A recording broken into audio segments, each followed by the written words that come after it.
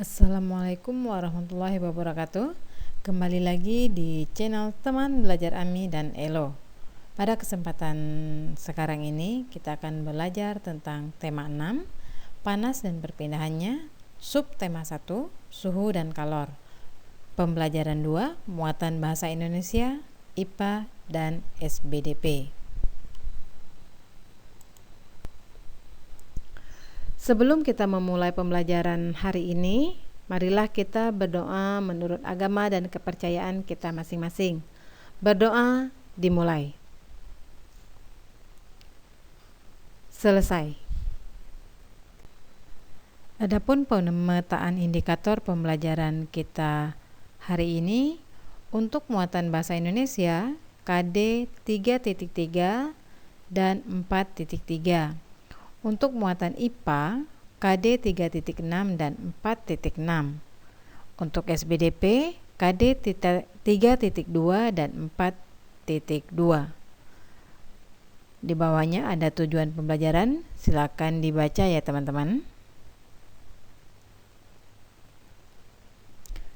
Informasi pada teks dapat kamu ketahui dengan membuat pertanyaan yang berkaitan dengan teks tersebut.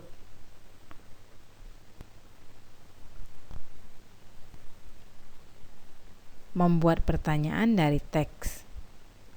Nah, di sini ini kita mengulang pembelajaran yang sebelumnya, yaitu tentang teks eksplanasi.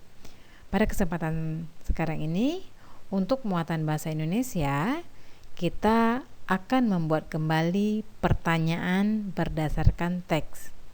Pernahkah kamu membuat pertanyaan untuk mendapatkan informasi dari sebuah teks? Tentunya sudah pernah ya teman-teman, pada pembelajaran sebelumnya dan di semester sebelumnya. Untuk membuat pertanyaan, kita menggunakan beberapa kata tanya. Yang pertama yaitu kata tanya apa. Kata tanya apa digunakan untuk menanyakan benda, keadaan, atau peristiwa. Kemudian yang kedua, kata tanya siapa, untuk menanyakan seseorang. Kemudian kata tanya mengapa digunakan untuk menanyakan alasan. Kemudian selanjutnya kata tanya kapan digunakan untuk menanyakan waktu. Kata tanya di mana digunakan untuk menanyakan tempat. Dan yang terakhir, kata tanya bagaimana digunakan untuk menanyakan suatu peristiwa. Untuk kata tanya ini biasanya kita sering mengenal dengan 5W 1H. Untuk berikutnya, silakan teman-teman membaca teks di bawah ini dengan khidmat tentang judul perbedaan suhu dan panas. Baik, sudah dibaca semua ya teman-teman. Dari bacaan teks yang ada, mari kita mencoba membuat kalimat tanya dari teks tersebut. Contohnya yang pertama, pertanyaannya mengapa. Di sini Ibu gunakan untuk kata tanya mengapa.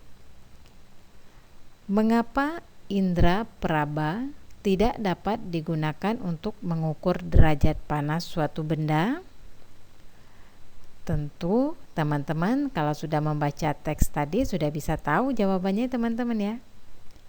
Jawabannya apa teman-teman? Iya, bagus sekali. Jawabannya karena setiap orang memiliki perbedaan dalam merasakan suhu di sekitarnya. Ini salah satu contoh membuat kalimat tanya berdasarkan teks. Selanjutnya, kita akan belajar muatan IPA. Pernahkah kamu membuat teh panas atau es jeruk di rumah teman-teman? Hebat, tentunya sudah pernah membuat ya teh panas dan es jeruk. Dalam kehidupan sehari-hari, kita sering mengukur panas dengan sentuhan telapak tangan. Indra peraba akan mengirimkan informasi ke otak untuk memberitahu bahwa sesuatu itu terasa panas atau dingin. Nah, indra peraba tidak dapat digunakan untuk mengukur derajat panas suatu benda. Besaran yang dapat menentukan panas disebut suhu atau temperatur. Satuan suhu yang digunakan di Indonesia adalah derajat Celcius atau sering disingkat dengan ada angka 0 yang berada di bagian atas, kemudian ada C. Alat untuk mengukur suhu disebut dengan termometer. Seperti yang ada pada gambar yang sedang naik turun itu teman-teman, itu gambar termometer. Selanjutnya, Ibu akan jelaskan tentang sejarah termometer secara singkat ya teman-teman. Yang pertama, termometer pertama kali dibuat pada tahun 1592 oleh ilmuwan Italia bernama Galileo Galilei menggunakan udara dan air. Nah, fotonya bisa kalian lihat di monitor kalian ya teman-teman ya. Kemudian dari tahun 1592 kemudian ditemukan lagi pada tahun 1714 ilmuwan Jerman bernama Daniel Gabriel Fahrenheit yang membuat termometer yang berisi air raksa teman-teman. Fotonya ada di bagian bawahnya ini ya teman-teman. Nah, gambarnya ada di sebelahnya yang berwarna kuning kecoklatan. Kalau Galileo Galilei seperti botol, itu termometer yang digunakan untuk mengukur suhu karena menggunakan udara dan air. Sedangkan untuk Fahrenheit ini seperti kayu. Kemudian pada tahun 1742 ilmuwan Swedia bernama Andreas Celsius menemukan termometer yang menggunakan skala ukuran 100. Nah, Andreas Celsius ini mengembangkan kembali penemuan dari Gabriel Fahrenheit yang ada pada gambar ya teman-teman ya.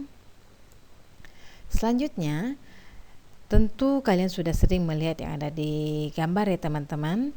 Nah, dari perkembangan zaman termometer tadi itu maka bisa dibagi menjadi beberapa jenis termometernya. Yang pertama itu termometer air raksa. Gambarnya ya seperti yang kalian lihat. Nah, ini ada air raksa. Jika dikenakan panas maka air raksanya ini akan naik. Nah, ini masih bisa kita temukan zaman sekarang ya teman-teman ya.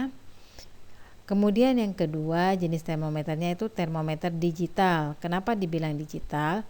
Karena alat pengukur suhunya itu berupa angka-angka atau seperti jam yang biasa kita pakai sehari-harinya. Tapi di sini itu termometer.